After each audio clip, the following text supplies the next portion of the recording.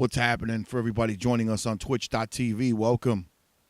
Everybody listening to the podcast on iTunes or on anchor.fm. Hello again. Welcome back. It's Ivan Rodriguez on the Cycleshack Podcast, coming to you from the northeast corner of the United States, upstate New York, where it's supposed to be chilly, but it's not chilly. Today it was a beautiful 60, 61 degrees. Yesterday it was a beautiful 60, 61 degrees. And about 3 days ago, it was about negative 25. What's going on? What's up with that? What's going on, New York? It's not New York. It's this weather. It happened throughout most of the north midsection of the country. I think Chicago was hit with like negative 45 degrees for like almost a week straight. They were going through a deep chill. What was crazy was that they were saying that they were hearing what sounded like earthquakes in Chicago, okay? And what it was actually called, what did they call them? I think it was freeze tremors. I don't know if that was the exact name for it, but they were frost quakes, not earthquakes. I said, what the heck are frost quakes? Apparently, it's when everything is freezing, that crackling sound it's making. It sounds like a rumble or like thunder or something. And, yeah, people were calling in. People were calling the cops. People were calling into radio stations. You hear that out there? That's crazy. It's so cold. Everything's freezing. You can hear it freeze. Well, it didn't get like that here in New York. I live about an hour and 15 outside of New York City, up north in the northeast area of upstate New York, and it got to about negative 18, I want to say almost negative 20. We didn't quite get to negative 25. It was probably negative 25 up north, maybe over by the Niagara Falls, New York section, possibly Binghamton, New York section, Syracuse, up there around the lakes. But it was crazy. Until like maybe 3 days later, which is, Monday, yesterday, it's 60 degrees. We hit 60, 61 today.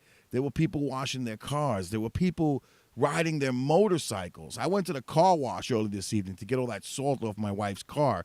Nice little brand new Chevy she's got. And I saw motorcycles there, pressure washing their bikes from the day ride that they took.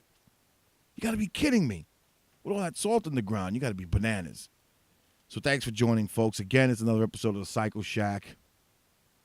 I believe I said today's date was Tuesday, February 5th, 2019. That's when I started going into a tantrum about the weather. But the crazy weather we're having, man. And check this out. It's Tuesday. We're 61. This weekend's supposed to be back to 18 degrees. 18 and 12 degrees Friday, Saturday, early Sunday morning. Sunday, we're going to see a dramatic increase again to then Monday be back in possibly 60-degree weather again. You got to be kidding me. I know the groundhog saw his shadow, or didn't see his shadow, rather, and stood out, but that's ridiculous. Usually the little fat guy runs back inside and we get 8 more weeks of winter or 6 more weeks of winter. So he didn't go in, so I guess spring's trying to fight its way out. That's crazy, man. So again, we're going to go into a tangent about Harley Davidson because that's who seems to be in the motorcycle world news lately with a bunch of different things. I want to say, first off, thank you to Anchor.fm for being a faithful sponsor of the show. Anchor.fm is also where you can find the podcast. And, doing a little bit of lagging here. Sorry about that. But Anchor.fm is also where you can find the podcast.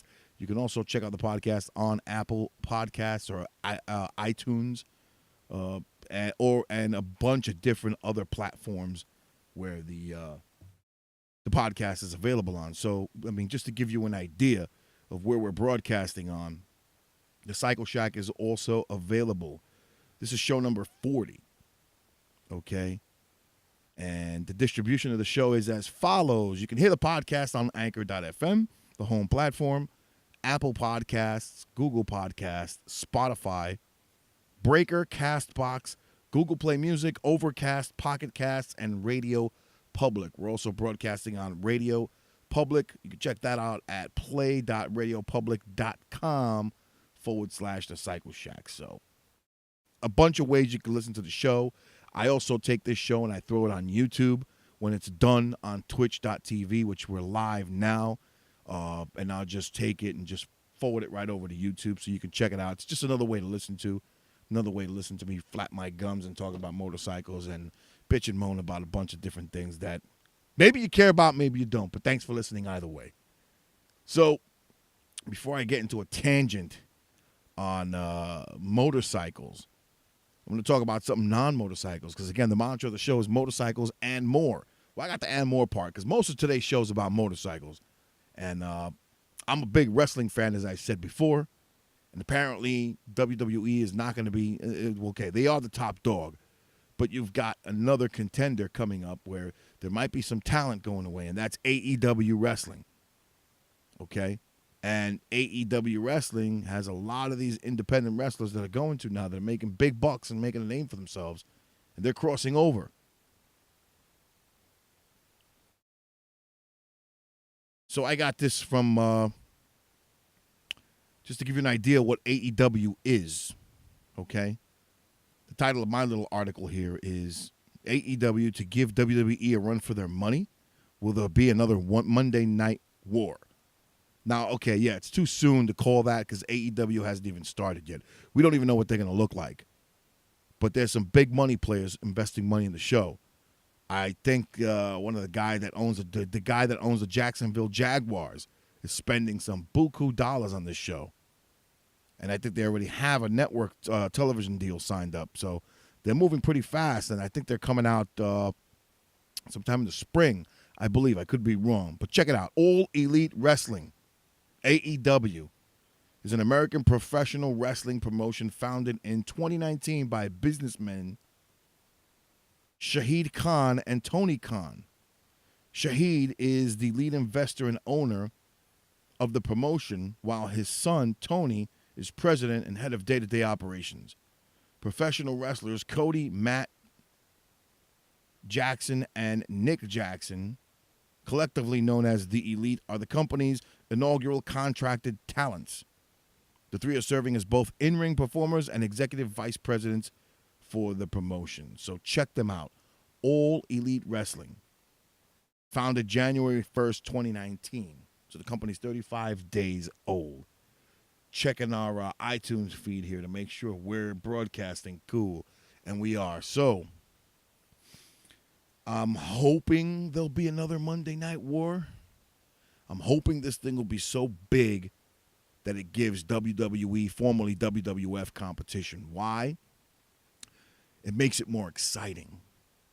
You know, WWE right now is the lead promotion. And as the lead promotion, they're kind of getting a little bit boring to watch. They're doing the same things over and over again.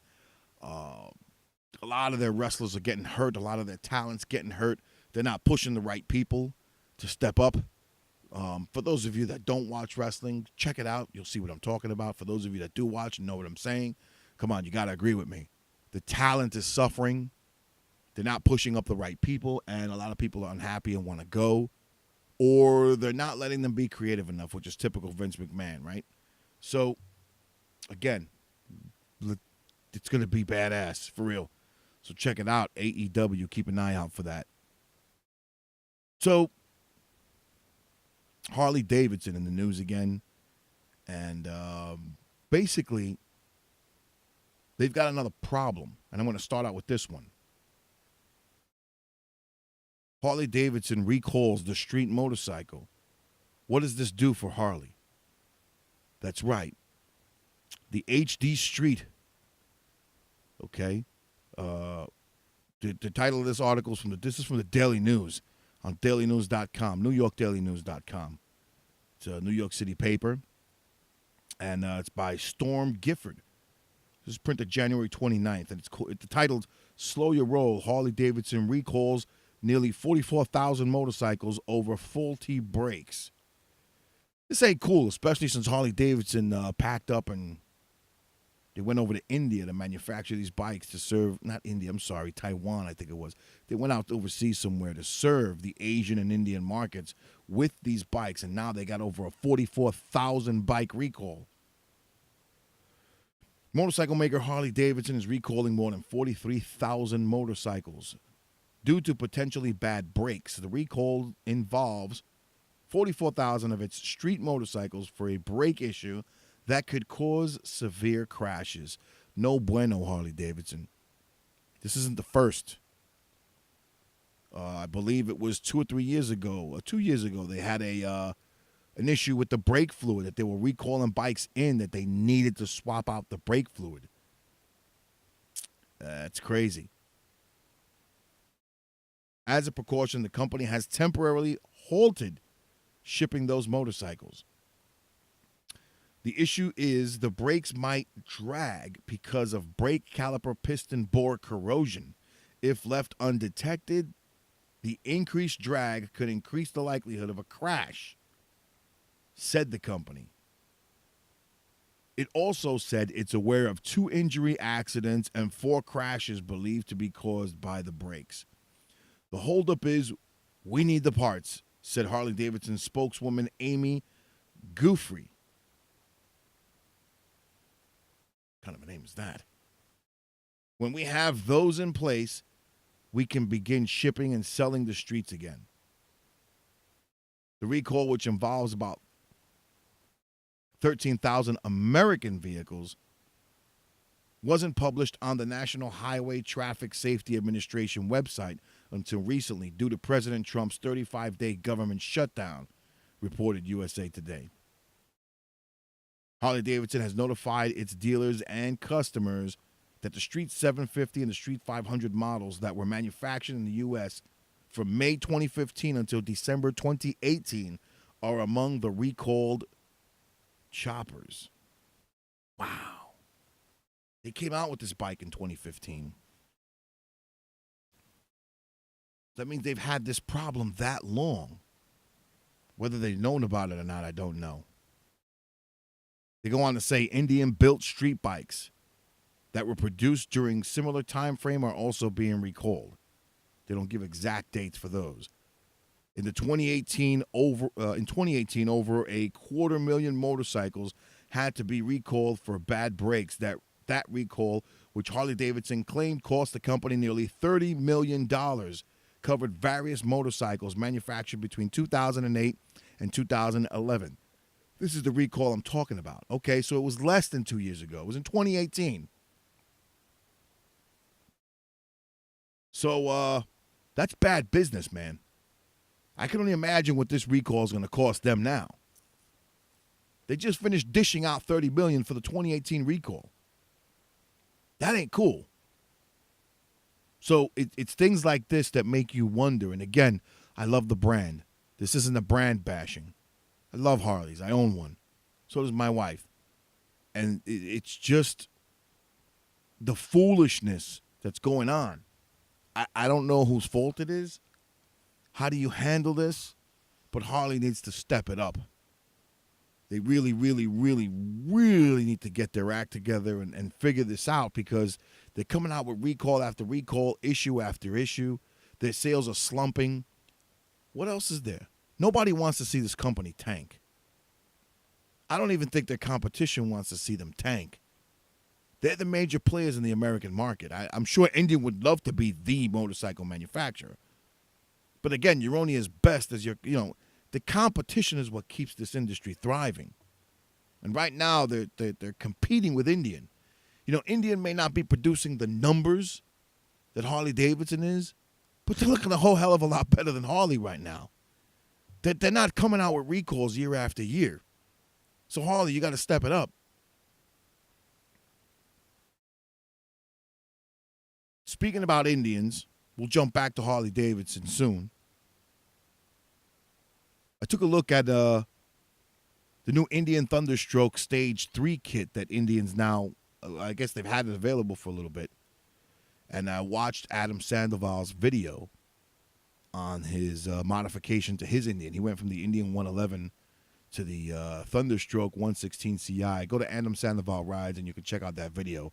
I'm a big fan of his, so I go on all the time and I watch this stuff. And he had the Stage 3 kit installed, and it's pretty similar to what Harley does, where they take the heads off, or the jugs as they call them, and they redo the pistons, put a big bore kit on it.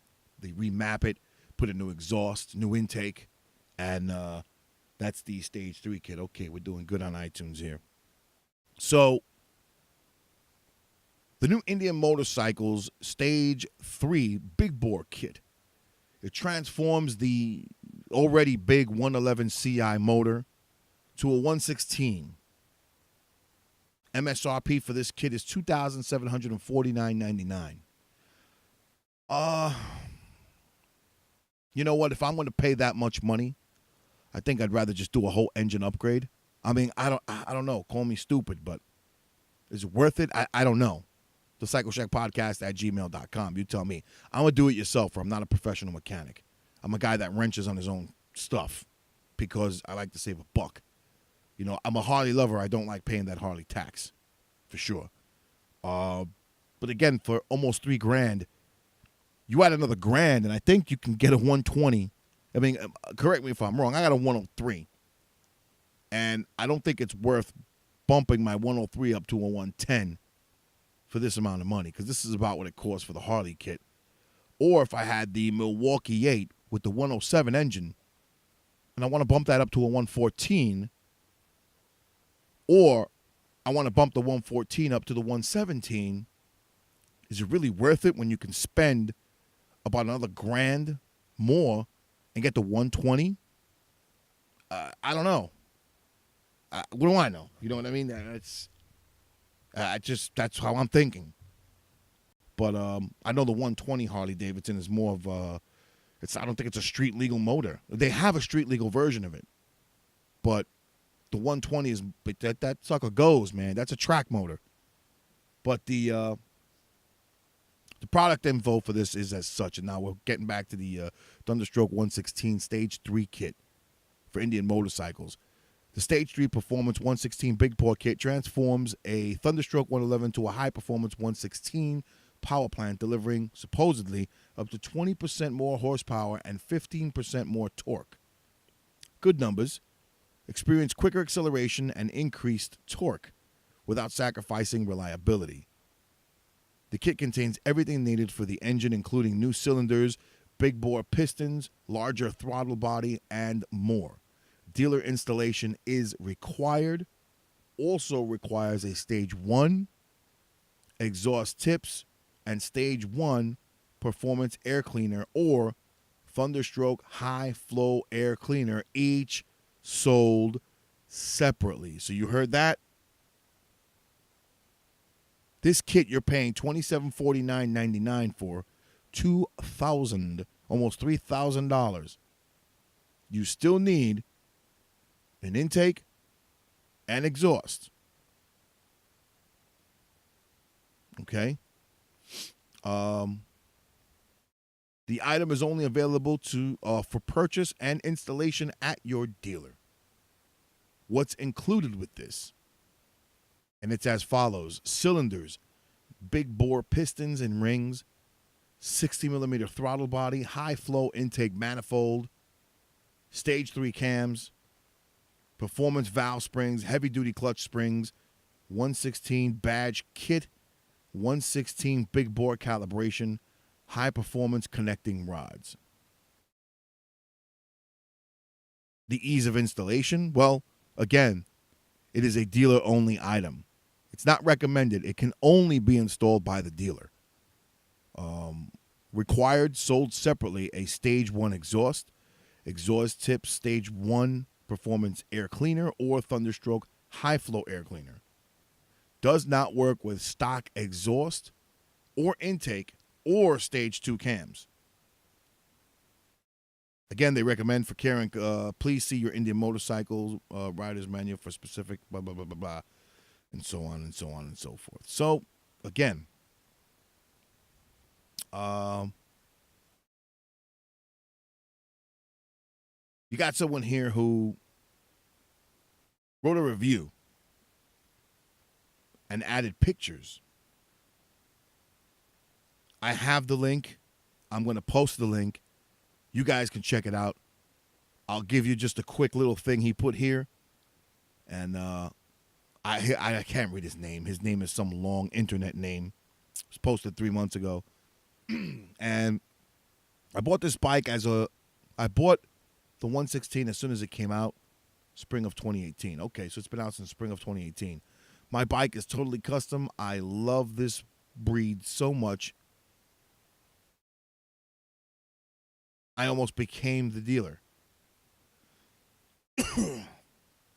Let's start with the sound. It has the unique sound. Deep, deep thunder. My bike cruises at 3,500 RPM to the city. That's 105 miles per hour. Come on, dude. Who rides on the highway at 105? I get into the city exactly an hour. My bike now gets to 5,500 in first. If I choose to wind up, my 116 has great responsive throttle. I love my Indian. I have more options and blah, blah, blah, blah. Okay, I guess this guy likes it. You can read along yourself. You can see the photos of his bike. Oh, he's got the one that has the Victory front. The front that looked like it was for Victory motorcycles. So check it out. And that is the new Big Bore kit. The Big Bore 116. The Thunderstroke 116. Stage 3 Big Bore kit from Indian Motorcycles. Again, MSRP for that is $2,749. $2,749.99. $3,000. And it doesn't include everything you need to get this sucker running. Of course, if you're going to spend this money, you might as well dyno the bike. Dial it in completely. I hope that their tuner program is good. If not, I would throw this sucker on a dyno and dial it in. That's for sure.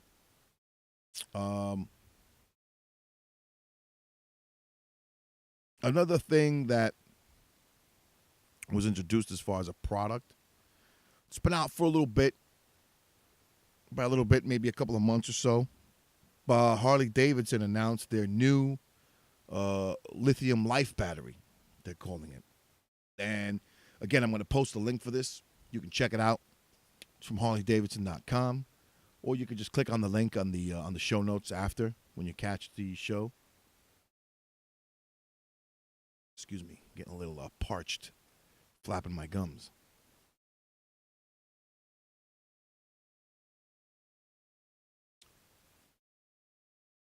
Beard benefits. Uncle Si never looked so good as he does on my chest. I love this shirt.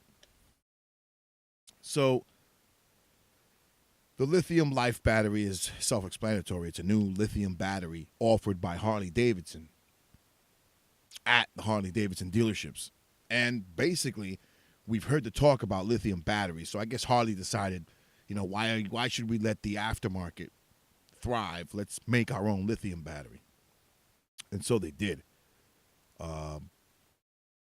Right now, I have a 2016 Ultra Limited, okay, a bagger. So similar bikes of that size would take this battery. It's a Lithium Life 8AH. Now, I'm only speaking about the sample battery that would be for my bike. You can contact your local Harley-Davidson dealer or go to hd.com and figure out which one of these would fit your bike. And by your bike, I mean which one would fit your Harley. Whether you ride a Sportster or a Dyna, you got to figure it out because these aren't made to swap into bikes. Some of them may fit some, but again, find out. This one is for my bike, which is a 2016 Ultra Limited, and the retail on this is $300, $299.95 for a lithium battery. Does your bike need it? Maybe, maybe not. Okay, this battery is supposed to be a long life battery, and it's described as follows. You want a reliable battery, a long-lasting motorcycle battery with powerful cranking amps. Now you can have all that along with a massive reduction in battery weight. The Harley-Davidson Lithium Life batteries offer more than 2 times longer battery life and more cranking amps than the standard AGM batteries.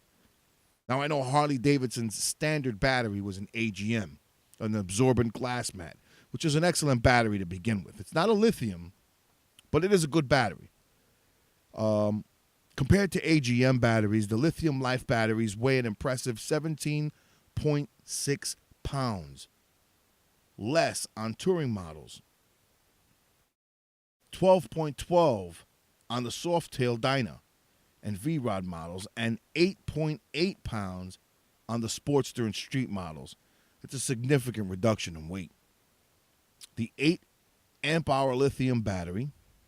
Lithium life batteries have very slow self-charging rate during storage. When properly disconnected, lithium life batteries are maintenance-free for 12 months.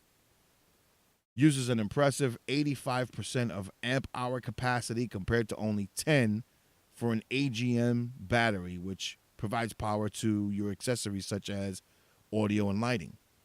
It features a high-quality machine brass terminals for an uncompromised connection, and an onboard tester allows you to instantly see the battery's power level. That's cool. Touring and Softail Life batteries come with a caddy that ensures perfect fitment into the battery compartment. Foam blocks are not required. So I guess it comes with a, you go to the HarleyDavidson.com site, and it looks like a plastic filler piece that the battery would sit in. So when the battery sits inside this like plastic frame, it equals the size of your regular battery, because this is a smaller battery by comparison. If you look at it on the HD page, it's a small battery. Okay, hence the weight reduction. And it has to be put inside of like, it's the opposite of a reducer. It's something to increase the size of it to fit in your battery compartment, and it won't, wiggle around. So that's cool. So check it out. Again, I'm going to put the link on the page, on the show notes, so you can check it out. It's something else that's, I think, in my opinion, do you need a lithium battery? I would definitely try it, because a battery is one of those things that, you could have a battery for 2 years and it runs great, and all of a sudden, I don't know, you go to crank your bike over one day and it won't start. And you think you have a mechanical problem, and sure shit, your battery's dead. It's happened to me once. Thankfully, I was home, and I was able to get another battery. So again, it lasts longer. The one thing I will say is that you do not use the same battery charger or battery tender, excuse me. If you keep your battery on a battery tender, or your bike on a battery tender, now most Harleys come with the battery tender adapter for you to keep your bike on a charge when you're not using the bike, to keep your battery good. Well, the lithium battery is a separate battery tender. You have to purchase that separate battery tender. I would assume that you would purchase the Harley-Davidson one, seeing that this is a Harley-Davidson product. So you might as well, to get the best for your warranty, just get the Harley-Davidson tender for it. It's a small plug-in one, just like the regular tenders, but it's made specifically for these lithium-ion ones. I can't believe it's any more than $40-50. I have no idea. So, again, you can find all that information on the Harley-Davidson webpage. I will put the link on the show notes for you to inquire yourself. So, I think it's worth the investment. Does every bike need a lithium battery? Nah, maybe not. But if you're the type that uses a lot of accessories, especially the baggers, where you got a lot of lighting and then all the GPS and the trinkets and the bells, whistles, and gadgets and chargers, you may want to.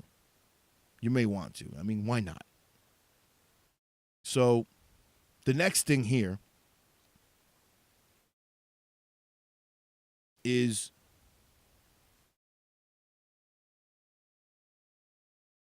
Harley-Davidson introduces the Livewire at CES in Las Vegas, Consumer Electronics Show. And you can find this article on Harley-Davidson.com. And Harley-Davidson electrifies the future of two wheels with the debut of the new concepts and Livewire motorcycle, available for U.S. dealer pre-order. So the Livewire is not out yet. It's available to pre-order. Harley-Davidson, the company that defined the motorcycle industry for the past 116 years, today revealed two new concept electric two-wheelers and announced pricing and pre-order availability for Livewire, its first electric production motorcycle, at the biggest show in consumer electronics in Vegas.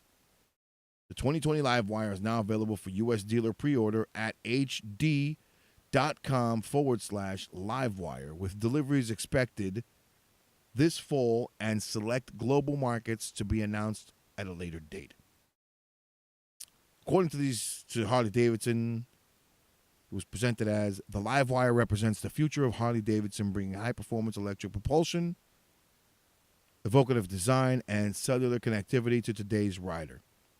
The first of a new electric portfolio of motorcycles that provides an all-new two-wheel experience, Livewire delivers thrilling acceleration, agile handling, premium materials and finishes, and a full suite of electric rider aids and interfaces for a completely connected experience. Well, I will read no further because I do not need a connected experience. The only connected experience I need is my bike, my music, rolling down the highway. I care less that the bike is electric or not. Harley-Davidson will not be doing well with this bike. Mark my words.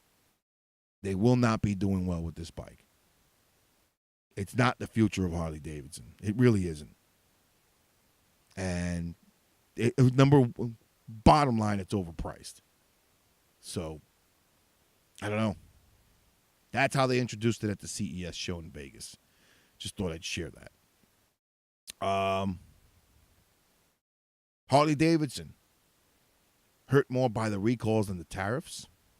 I don't know. According to MarketWatch.com,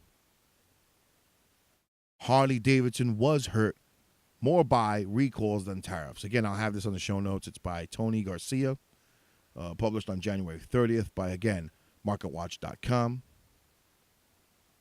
And it goes on to go like this. Harley-Davidson, Inc. took a number of blows during the fourth quarter, with voluntary recalls hurting more than tariffs. I got to say, man, one recall alone, $30 million. That's a lot of scratch, man. $30 million bucks, 30 million clams. That's mucho dinero, no bueno. Let alone what it's going to cost them for this recall now on the street, and the street the street 750 and the street 500. According to John Olin, the company's chief financial officer, fourth quarter tariff costs increased by $13.4 million. Look at that. So they increased by $13.4 million. Then whatever they're going to spend in millions for this recall with the street, already affected by the past recall in 2018 that they paid $30 million for. That's a lot of money, wasted money, driven by increases in the European Union and Chinese tariffs. For the full year, the incremental tariff impact was $23.7 million. Again, you have it. $23.7 million compared to the $30 million in 2018 that they had to spend and the additional they're going to spend now. The company, HOG, anticipated that 2018 tariffs would cost $45 to $55 million. However, selling general and administrative expenses took an even bigger hit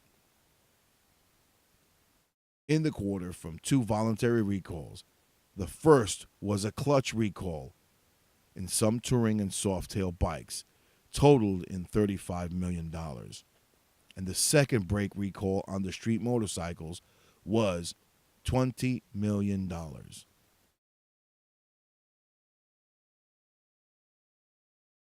In June 2018, Harley-Davidson announced that the European Union tariffs would drive short-term costs, but some production would move overseas to offset these charges. The bigger issue for the iconic motorcycle company is the deceleration in the U.S. and the lack of millennial interest in Harley-Davidson bikes. So I'm going to stop reading there. Again, I'm going to post this on the show notes. It's by MarketWatch.com. But you can check it out on the Cycleshack Podcast, on iTunes, on Anchor.fm, the show notes.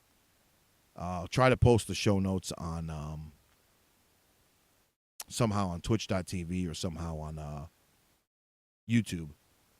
But either way, I'll even probably post these show notes on the blog page. You can check out the Cycleshack Podcast also on Facebook.com at the Cycleshack Podcast. I have the link to the webpage for the Cycleshack Podcast and the blog. I normally take this show and also attach it, the video portion of it, to the blog. So again, I'll get the show notes in there some way, somehow. But check this out. I mean, again, if you're as interested in this brand as I am, for it to do well, it's kind of hard to see that outlook. I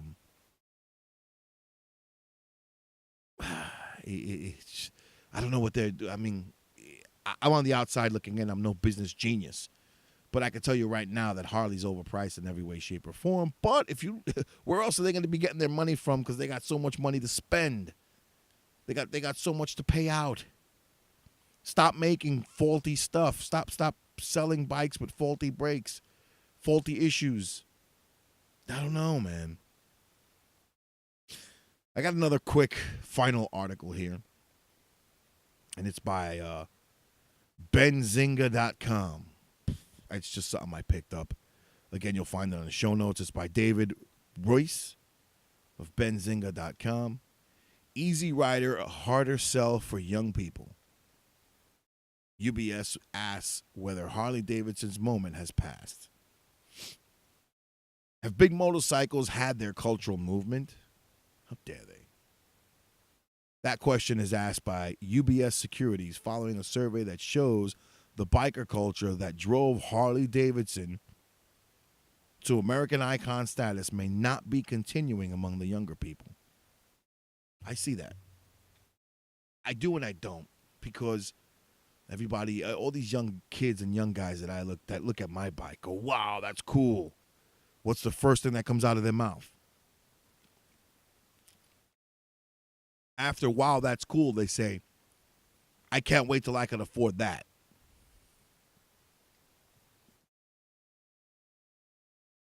That's sad. And that's where they turn to the used market.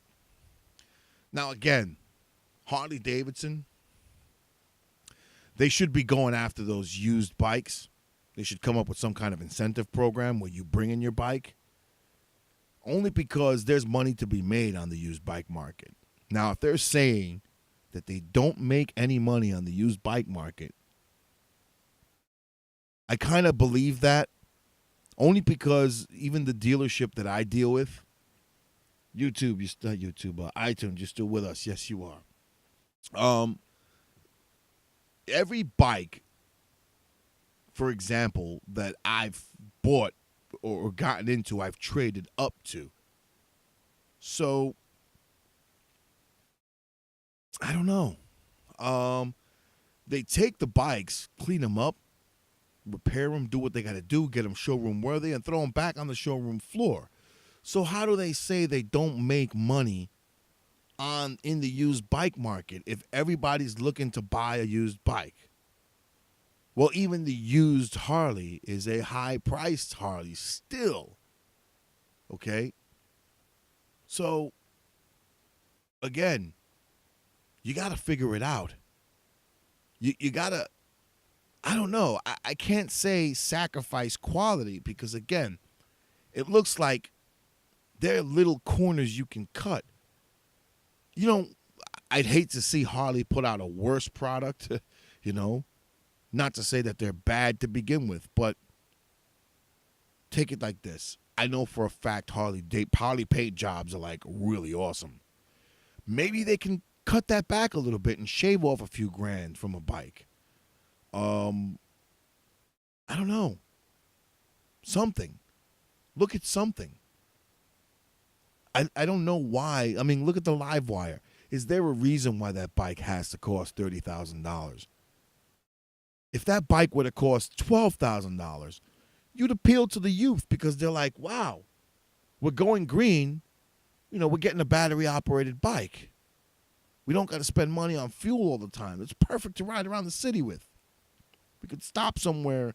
You know, the main problem with the city is it takes you an hour to ride 5 miles. If you're going from one tip of Manhattan to the other, it could take you an hour to an hour and a half, and you're only driving 18.5 miles because of traffic. If you can give millennials a battery-operated bike to zip around that traffic and get around a bit faster for 8 to 10, maybe 12 grand, I think you got a deal. $30,000 Harley, this is the classic mistake. And I hate to keep beating the dead horse, but it's where you went wrong, aside from these recalls.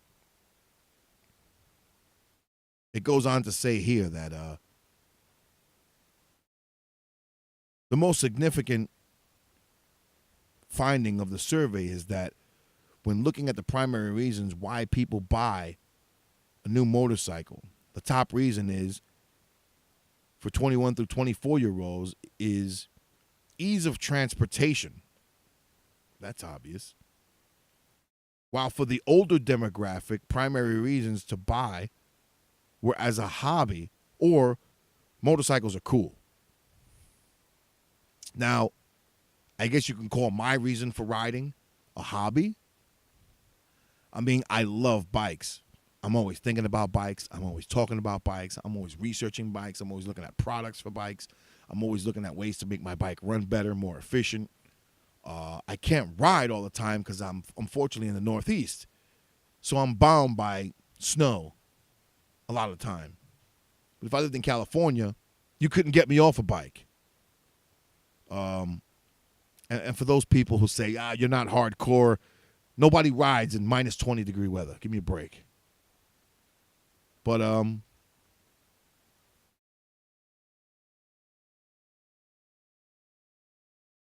motorcycles are cool.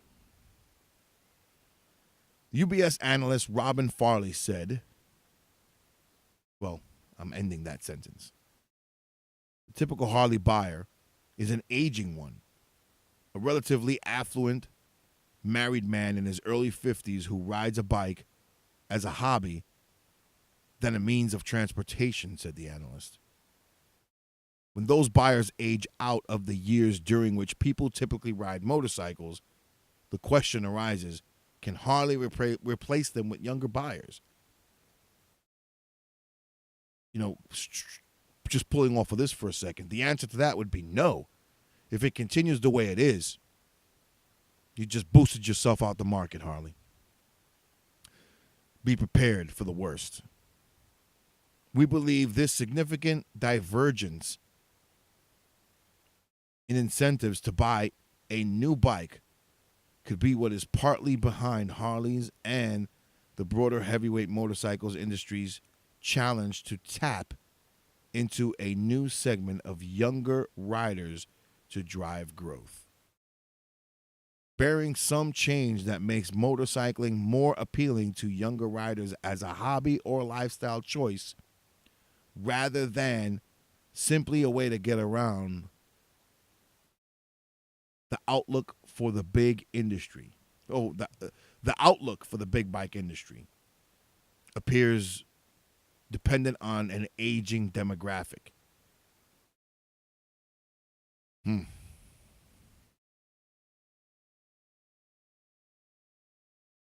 It does here another a general shift in rider preferences. Well, again, I'm going to throw this on the show links. Check them out. I'm not going to go on a tangent about this, but again, I've said it over and over and over again. Harley Davidson really needs to get their act together. They really need to get into some kind of board meetings. They really need to figure something out because it's getting bad for them. It's looking very bad for them. And it doesn't have to. I just shut down my notes here. I don't know why. Maybe because I'm done with them. I'm kind of beating this story to death, but it means a lot to me. You know, when there was a threat of Chevy going under and they went to the government for help, that could have been bad. Chevy employs a heck of a lot of people, and they got 5 plants closing now, or that probably already closed. I haven't followed up on that, but there's a lot of changes going on in Chevy. And when you got Chevy Ford, maybe Dodge making changes like this. Harley Davidson. The vehicle industry is suffering. And we got to figure something out. We, meaning the American public. You can only blame the manufacturer of the vehicle but for so long. They have to keep up with the demand. They have to keep up with the demand in parts, keep up with the demand in buying the steel from overseas. That's what's killing these manufacturers. It's costing Chevy, Dodge, Harley, or any major manufacturer of anything, the steel industry, to build buildings. They got to hike this stuff in barges from across the sea and pay an overpriced on it. Pay all these ridiculous prices for farming steel from in other countries. On top of that, the taxes they're paying to then make vehicles to reship back overseas to make a buck. They have to pay taxes on that too. I mean, come on. When is it enough? One last thing I got for you is, before I go on another tangent, which will be my final one, Adam Sandoval. And some good news. Adam Sandoval, last year, you remember that, check him out on Adam Sandoval Rides, a little plug for him here on his YouTube page. And Adam Sandoval last year tried bringing the world record home again with the Bring It Home tour. And basically, he was trying to break the Guinness Book of World Records for the largest parade of Harley Davidson motorcycles. And he fell short by, I think it was 500 motorcycles. I could be wrong. You can research that for yourself. And the reason being is that to qualify, the Guinness Book of World Record looks for exclusively Harley Davidson motorcycles. If you ride a chopper, it's not a Harley. People literally went in there with bikes with no serial numbers on them. Harley motors, but fabricated bikes. They won't consider it a Harley Davidson. So unfortunately, he did not bring the record home. So he will give it a shot again this year with a couple of help from some YouTube friends.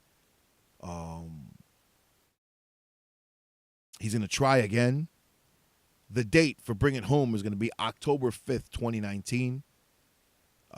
Check it out, AdamSandovalRides.com for more information. I'll have it on the show notes, the name, if you want to check it out. But the Bring It Home World Record Harley Davidson Ride event announced for October 5th, 2019. So check out Adam Sandoval Rides. I'm a big fan of his, so it doesn't bother me at all to give him a plug. You can email me at TheCycleshackPodcast@gmail.com if you'd like, for questions regarding anything you hear on the show here. I want to talk about one more thing, and it's crazy because in talking about the steel industry and the tariffs and the tax, I don't like to get political. I don't get into political rants. I could care less about red state, blue state. I don't care about any of that. I really don't. But I do want to say that the one thing that is painful to watch and that hurts me to see, and I've been seeing it, and I hate to watch the news. I stop watching the news. I get my weather from a traffic and weather channel. I just look on the phone and forget the traffic. I'll deal with it. But for the most part, I do catch a glimpse of the news every once in a while because my wife watches it in the morning, getting ready to go to work. And you hear about all the political nonsense going on. Look, this isn't a pro or con on who's president or why they're president or why they think or why they're not making America great again. Okay? The red and blue means nothing to me. What means to me is a unified U.S. Red, white, and blue. That's what means something to me. Red, white, and blue. Not blue and red.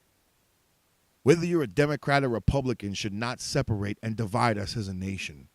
Whether you think a wall should be built or not should not divide a nation.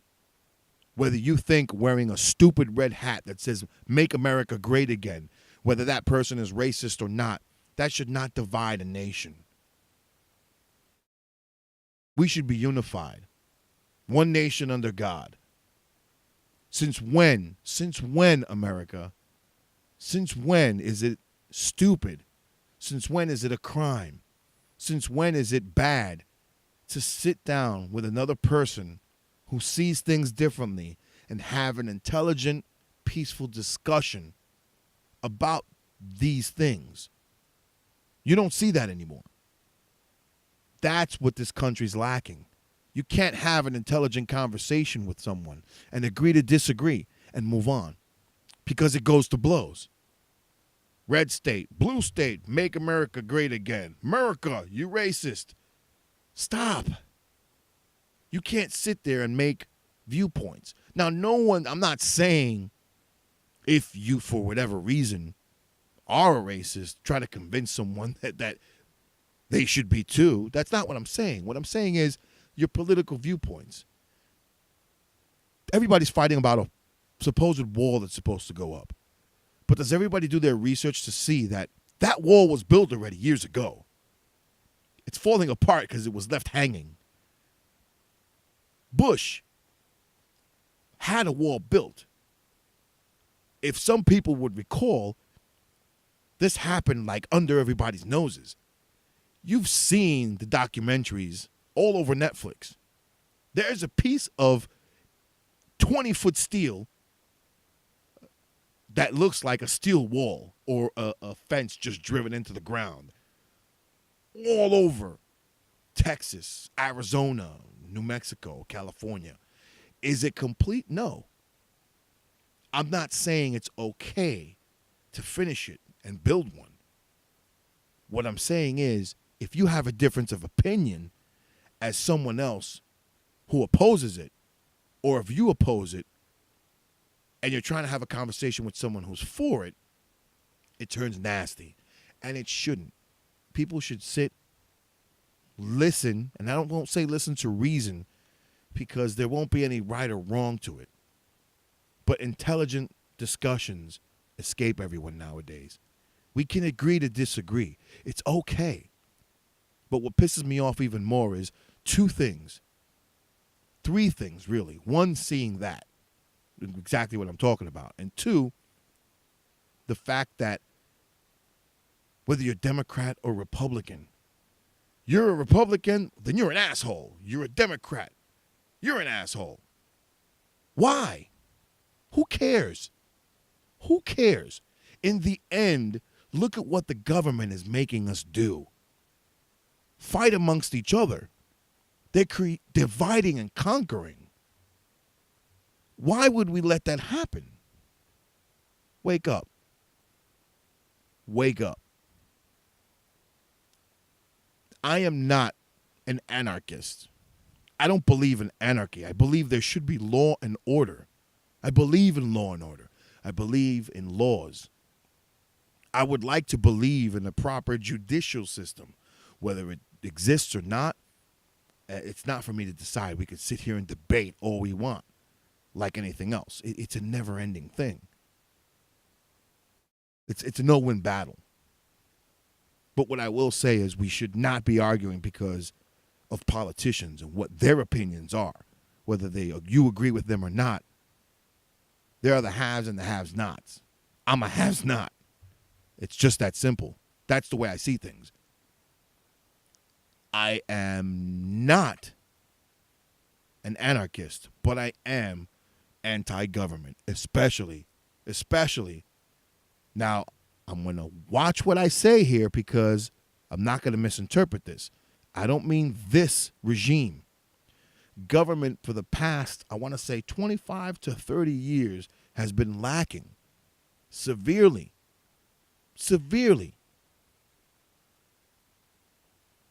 And it needs to change. You can say it starts with whom you elect to be president. It can.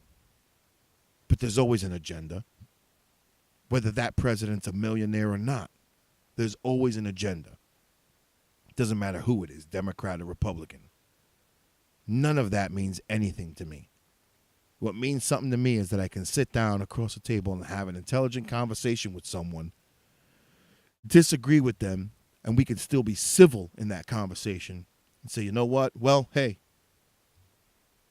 you know how I feel. I know how you feel. Now let's salute. Let's crack this beer And the way it goes, down the hatch. Who cares? They're rich, we're not. We're not. They run the country, we don't. But we can. Wake up, America. That's all I want to say about that. We shouldn't be fighting amongst each other for red or blue. It should be red, white, and blue. The united. That flag back there. Freedom. Now, that's not the American flag. It's a flag that has the American flag in it. There's an American eagle, and it says freedom. Freedom, some people will say, is we're really not free. But I believe in freedom. I believe we're free to say what we want. I believe you should use caution when you say what you want. Only because you know right from wrong. There's ways to express yourself without being insulting to people. So, I don't know. It just pains me to see that, and I just thought I should share it. So, tell me your thoughts. CycleshackPodcast@gmail.com. You can catch the email there below. You can catch the show on Facebook at TheCycleshackPodcast. Catch the Cycleshack Podcast on twitch.tv, which we're on live right now and about to end. And iTunes, Apple iTunes, or Apple Podcasts. And right here, also on Anchor.fm. And plenty of other platforms. Thanks for listening. Thanks for watching. I appreciate you. And thanks for listening. We'll catch you next time on the Cycleshack Podcast. Thanks, everyone.